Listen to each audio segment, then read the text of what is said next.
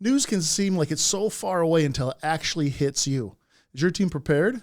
Do you live in the world of preparation, or if something happened, would you panic? Would you panic delivering good news, bad news, or anything in between? Today's guest is going to show you the process to get you ready, not just from a ready prepared standpoint, but a ready for a skills standpoint to handle any type of communication you need to handle, corporate or otherwise. Let me introduce you, Matt Klink. Lifelong California resident and Republican strategist Matt Klink. Matt, thanks for coming on tonight. Republican strategist Matt Klink. Spokesperson Matt Klink. Matt Klink of Klink Campaigns. It's Matt Klink. Matt Klink. Matt Klink. Matt Klink. Matt Klink. Joining us live with some insight into what people can expect, what will happen next, political strategist Matt Klink.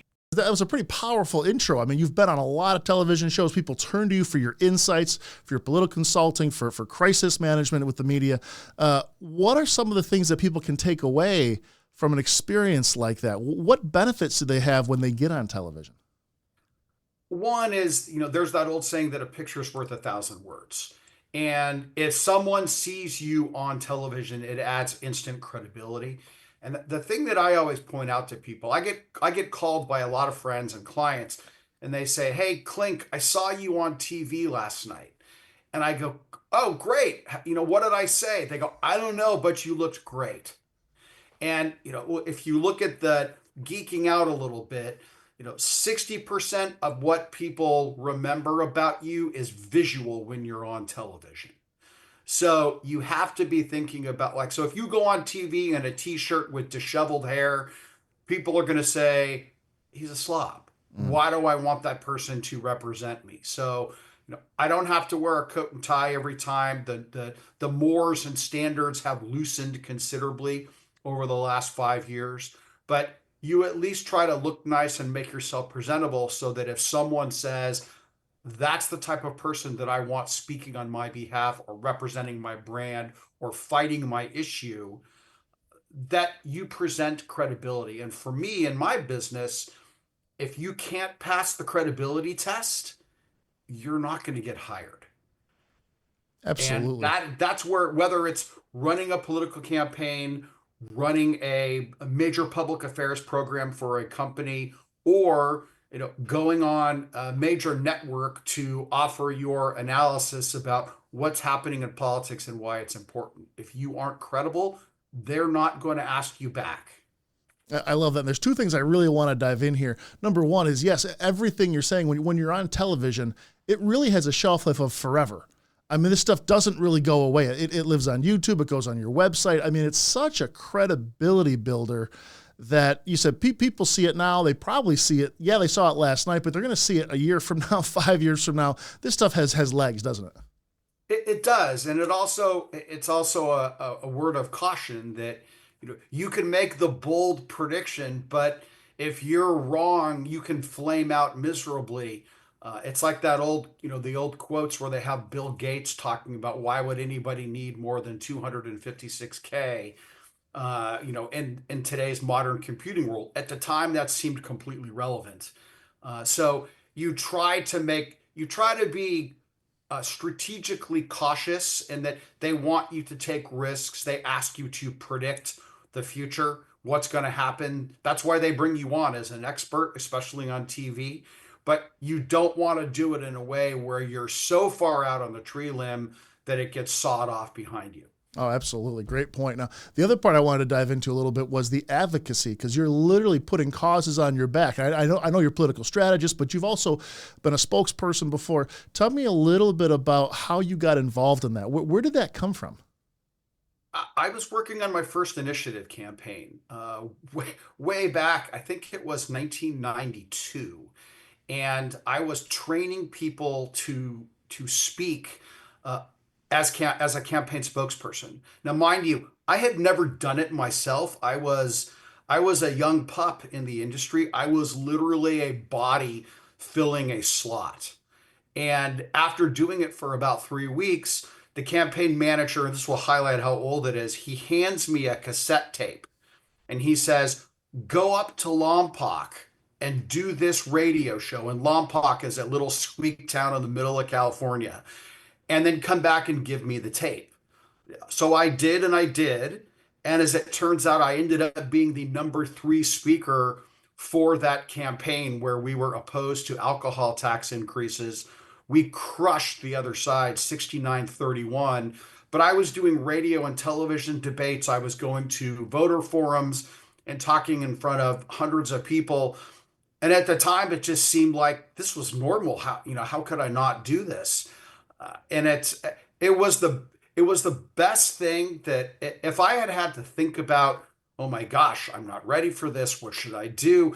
The campaign manager was so matter of fact. He literally says, take this tape, go do this show, come back and play it for me. And the rest is history. And I love the rush. I loved playing sports, but I was not good enough to play college athletics, especially at a Division I school like the University of California at Berkeley. It's the closest feeling that you get to playing a sporting event. You get those those nervous jitters before the game, and then you go in and you do it, and you get the reaction from the crowd when you say something that either makes them gasp or makes them laugh. Or makes them go, oh, I never thought about that issue, that from that perspective. And then you've got them. And for me, it's just the power of the spoken word and the ability to move people to do something that they normally wouldn't want to do is something that I've made a career out of for the last 33 years. Which is incredible because for those that don't know, I mean, Matt, you're the same person when I watch you on television as you are here, as we've talked behind the scenes. Now, maybe you'll tell me differently, but is this something you need to like prepare for, build up, get it, like do jumping jacks for? Is there any difference when the camera's on versus when it's not? Well, the enthusiasm is just my personality, and I think that helps. I don't think that there are a lot of pessimists that do this. I always try to find the silver lining on the sunny spot on a cloudy day. But no, don't get me wrong. The prep on this is pretty time consuming. When I go on to talk about politics or public affairs, I'm up at 5 o'clock every morning. I'm reading multiple newspapers and countless newsletters, and listening to podcasts and blogs of other people in the industry that I respect. And the accumulation of that over time, like I have friends that say, Klink, you always express your opinion. I have opinions too. And I'm like, I understand that, but you don't do it after having done, at this point, decades of this research every single morning. I have read and seen and listened to, what is it, the Malcolm Gladwell's 10,000 hours. I hit that milestone a long time ago. And the easy part for me is I don't consider this work. This is fun. This is what I do to relax. I read political books and books on history just to calm down at night before I go to sleep. So to wake up in the morning and to say, what's happening today? Or what clients say, okay, based on what's happening today, what's likely to happen tomorrow? That for me it's a passion. I gain great enjoyment from doing it.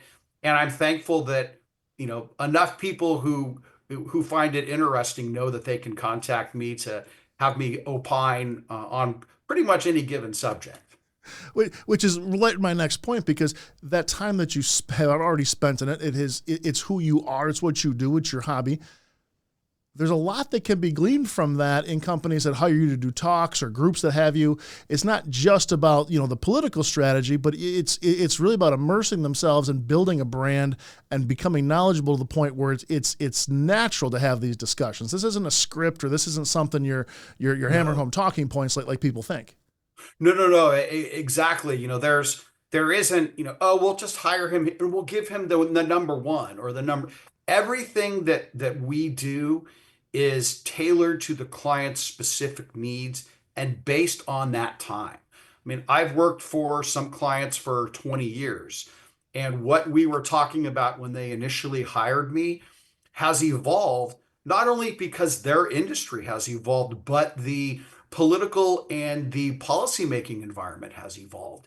And you have to factor all that in. I mean, there is a science to this, but there's also an art to this. And having seen how reporters cover issues or how the editorial boards at major publications have changed, or what's hot in this, this cycle of the Congress or the California state legislature.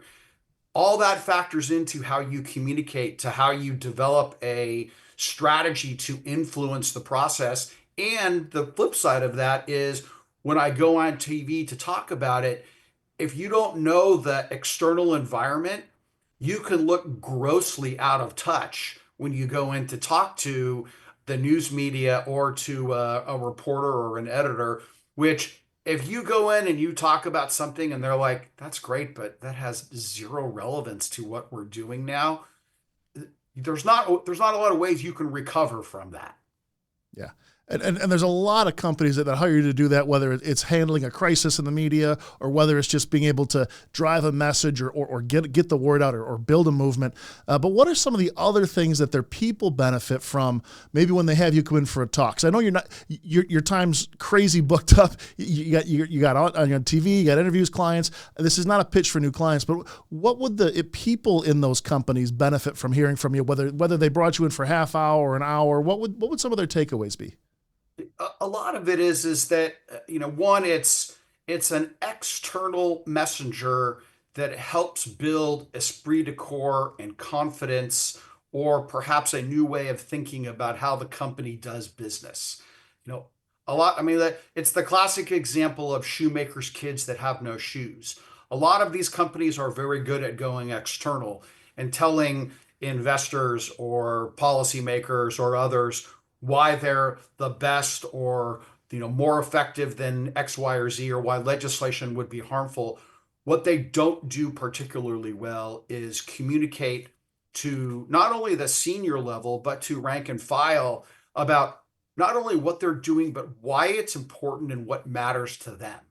And I mean, for companies, it's inexplicable if you can get that buy-in from employees that not only that they believe and support the mission, that they are advocates or they're capable of talking to people about why what the company is doing is really important, or if there's a really nasty piece of legislation, how you can engage with that, get them to engage.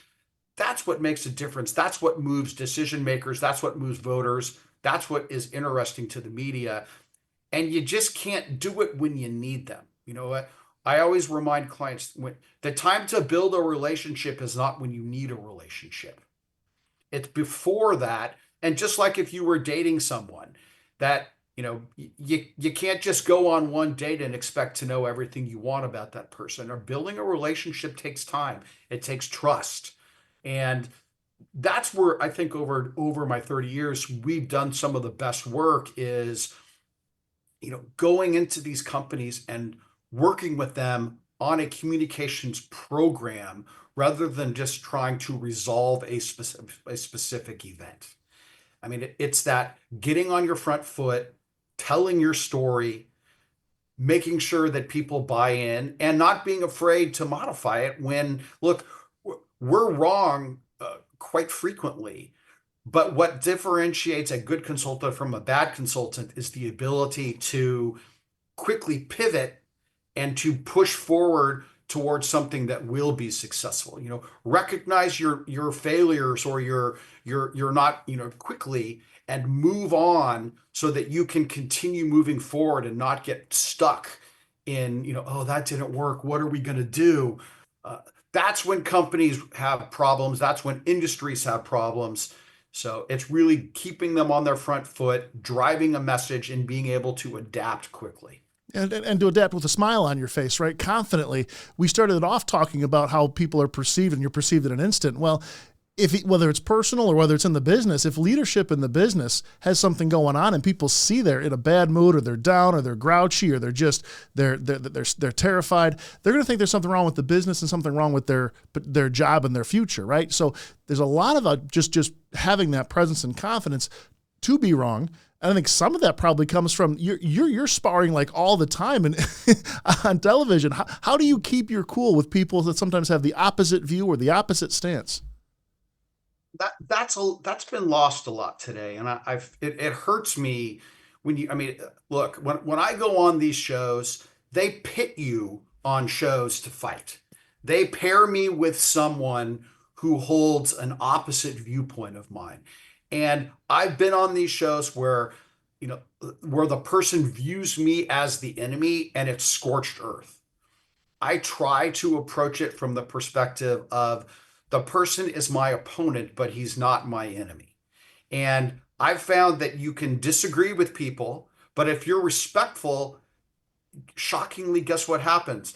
The person will respond back in a similar fashion, and then you can have a conversation. That's why I get asked back regularly is that I'm not the guy that goes in and breaks the glass every single time and say, ha ha, I won. It's to make for good television or to make for a good speech.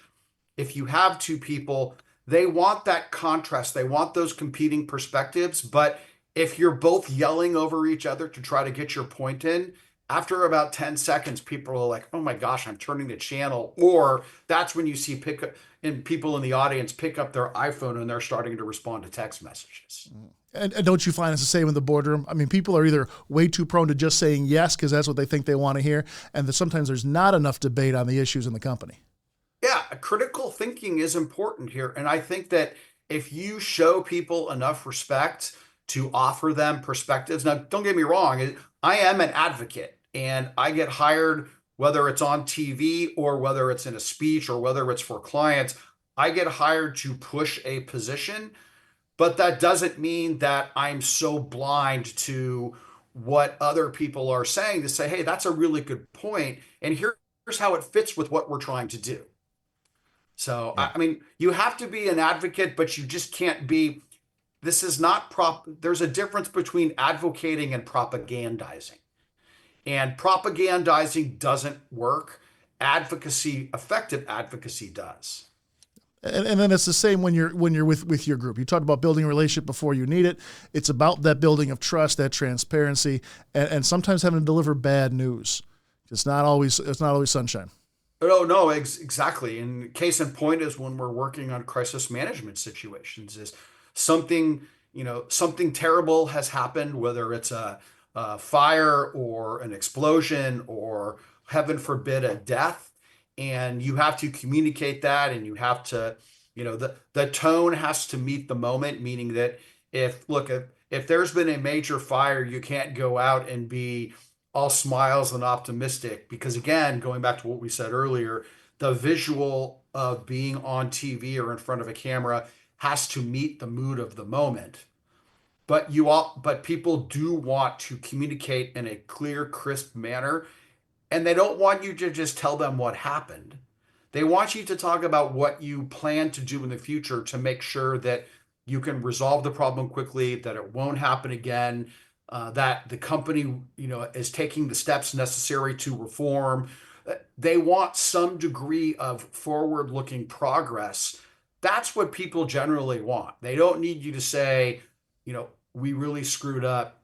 I don't know what we're going to do. That doesn't inspire confidence. In fact, that's when you look at leadership and you say, well, if you don't know what's going on, maybe you're not the right woman or man for the job.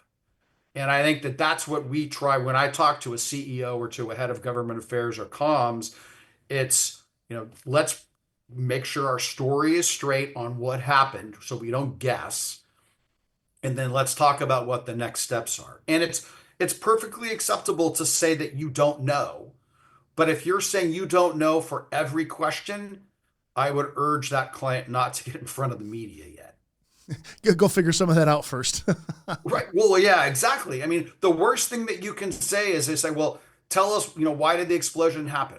We don't know. What are you going to do about it? We're working on that. Who have you talked to? We're not ready to release that information yet. My response to the client is, well, then don't do a press conference until you have at least they call it news for a reason. And you have to, at this point, we tell clients to make news a lot, but for a crisis, it's you're injecting yourself into that news story in a way that doesn't create more controversy. I love it. Now, Matt, how would a company reach out to you about having you speak to their group? We'll put the link or the number somewhere on here, but what does that process look like for you? It's really not complicated. I like a flat organization. It's more just, go to my website. It's got all my contact information. Send me an email, send me a text, call me on the telephone. I know that's verboten in many circles these days, but I appreciate the fact I like direct human contact. I mean, I'm a communicator. I like that reaction to people. So call me. I mean, my number's public for a reason, and tell me what you want. I will ask you some questions to make sure that I give whatever group or organization or individual exactly what they're looking for. I won't prepare an hour speech for a 10-minute conversation. But again, I guarantee you that I will prepare for whatever I'm doing. But yeah, just reach out. Very, very easy. And I try to make it as painless as possible. Well, and Matt, let me address anyone watching this at this point. It's important to have your entire company news ready.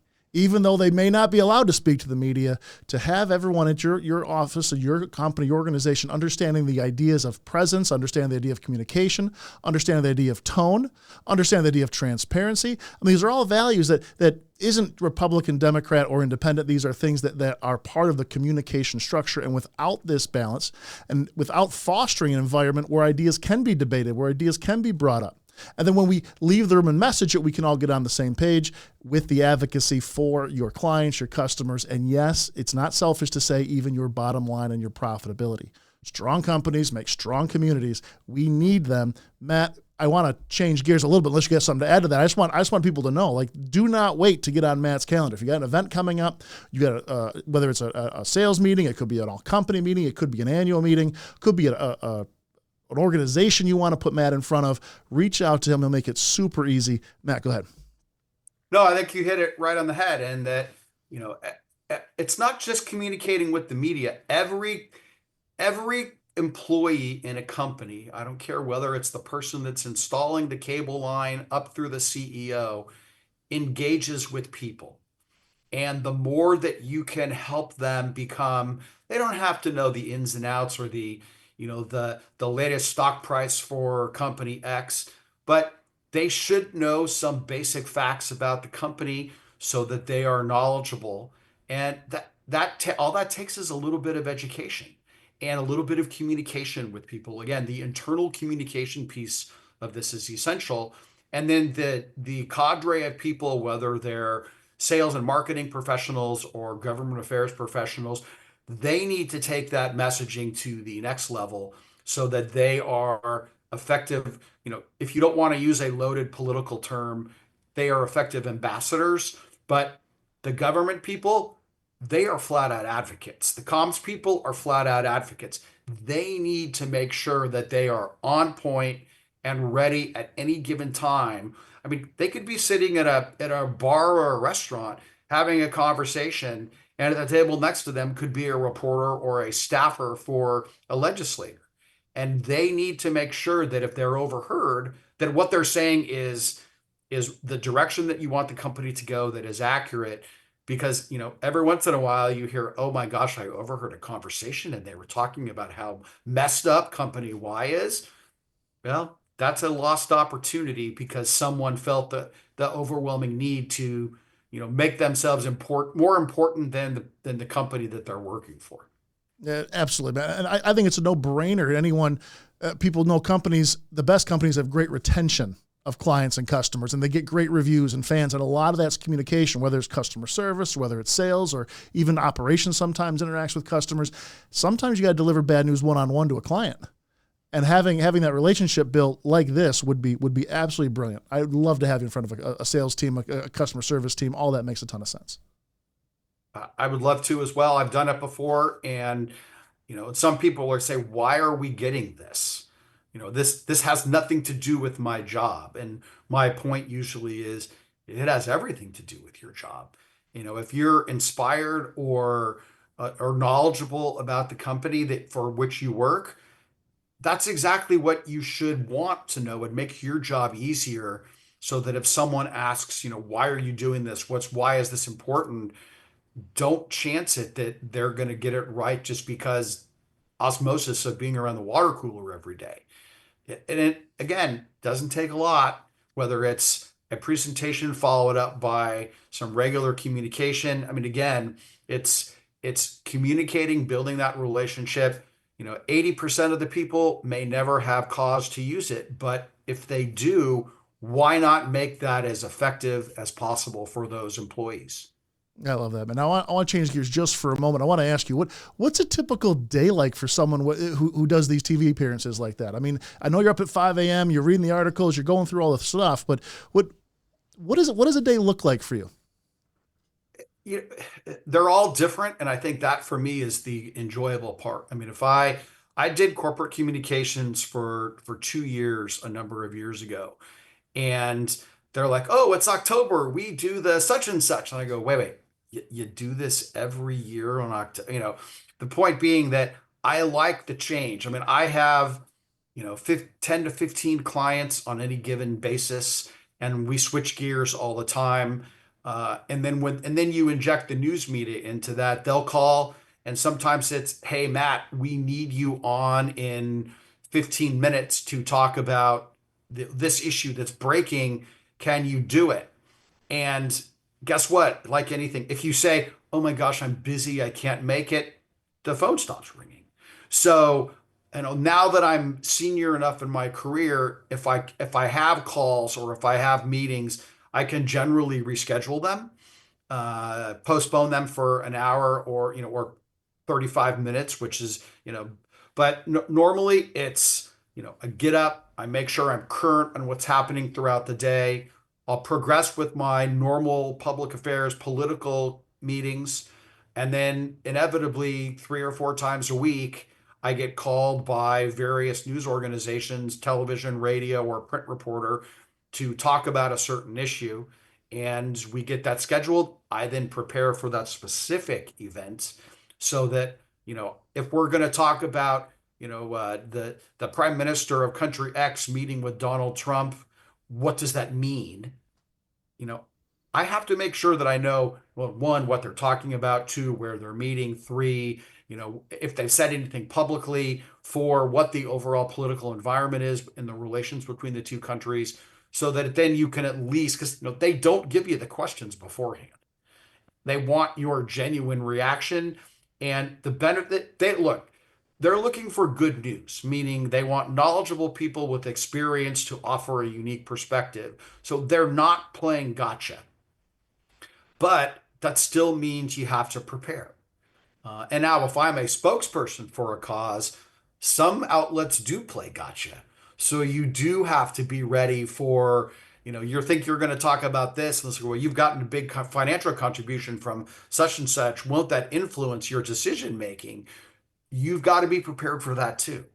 So again, if you're hearing anything, it's Don. It's preparation, preparation, preparation, and there are no shortcuts. And the second that anyone, myself included, goes into an interview without being prepared, that's when you end up saying something stupid or looking foolish. And look, I'll tell you a funny story. My first interview ever on television, I was covering a press conference for a client, and the press conference was a dud. The legislator, it was Tom Hayden. It didn't make news. It was a total dud. Well, one of the reporters recognized me from my office's Christmas party. And I was chatting her up. Wow, the reporter remembers me. And I thought I was so, at 24 years of age, I thought I was totally important. So she goes on the interview or onto the elevator, closes the door opens right back up with the camera on, and she shoves a microphone in my face. And she goes, "You're Matt Klink. You're here at this press conference because you crashed it. What do you have to say about this?" And I was just like, I, she followed me on the news down 2 flights of stairs, and I was the news story. There was nothing about the press conference. I was in tears. I'm going to get fired. I look like an idiot. I remember they taped it, and I still have the tape. And if you want a slice of humble pie, pop that puppy in the VCR, or now I have a digital version of it. It was, oh my God, Don, it was the most horrible experience. And at that time, I vowed that I would never be caught unprepared again. So, again, it's the experience of having that happen that helped shape the person that I am today. Which is an interesting role, because you have to love this stuff. You got to love what you do. You got to be prepared all the time. You can go from 0 to 60 with an international story on the East Coast at 5 a.m., which is 8 for us, right? I mean, so you got to be. What a great lesson. Be prepared, but you got to love it. Fall in love with what you do. Consume it. Have family. Make time for that. I get all that. I've done that in my businesses too. But make sure that you're really up on what's going on. Yeah, I mean, my father was not a big advice giver. He had the same job for 38 years at the city of Los Angeles. He was not someone that I went to for, certainly for professional advice. But the only thing that he said that really stuck was, Matthew, make sure you find a career that you love, because you're going to be doing it for a long time. And he was right. And I mean, I love it.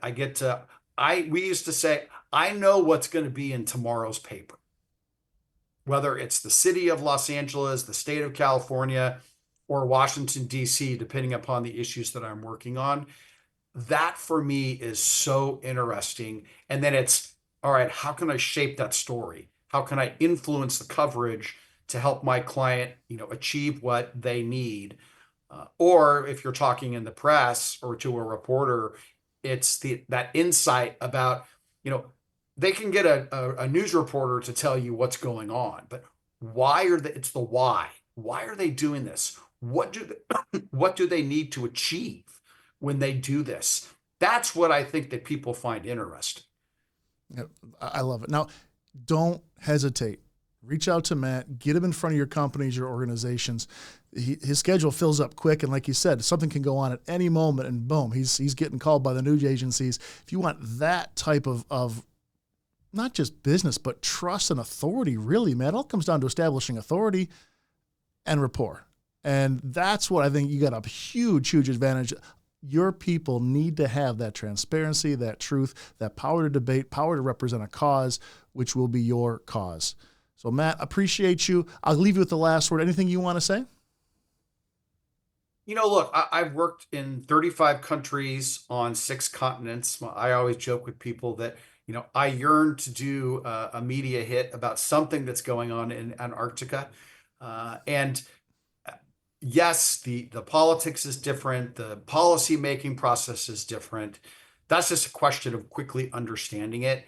But the ability to influence people, to influence decision making, the skill set and the toolbox is the same. You just need to know how to apply it to that country. Working in the Philippines or Thailand or Russia or Turkey or Israel, the skills that I have learned and the ability to communicate and how people process information, it's all relatively the same. And that for me is, that's what makes life really interesting look, having worked all over the world and speaking to people, I didn't become effective until I could talk about work I had done in other countries. Because what people say is democracy in America is easy. But if you go into a country like Turkey, where the ruling powers in government, they control the media, and you're not working for the government, but you want the government to do something, it's hard to get in to the press. In fact, it could be dangerous to push the wrong story in the press. Or communicating in the Philippines with people who don't have a street address, don't have cell phones, don't have an internet address, but you still have to generate 65,000 communications into members of the Philippine parliament. You have to really think creatively about how you're going to do that. And that, for me, has just been so much fun. It's exhilarating to go out and you see the results of what you've done. And you're like, people are like, how did you think that up? Like, well, it happens by sitting around a room with a lot of people and someone will say something that you're like, that sounds ridiculous. Like, well, wait a second, that might actually work. But that's the strategy behind this, is that, stuff just doesn't happen. There is no, off the cuff. It's a strategy, it's a thought process, and it's the same way that I approach a television interview or a speech for a client, or work on a political campaign. You just don't start working. You prepare beforehand. There's that famous saying about one of the golfers, and someone says, "Gee, you sure are lucky." And the golfer's response is, "Yeah, it's funny that the more I practice, the luckier I get." Matt, what great perspective, and how blessed we are to be in this country. Thank you for spending the time with us today. It's been an absolute pleasure, Matt. Thanks a million.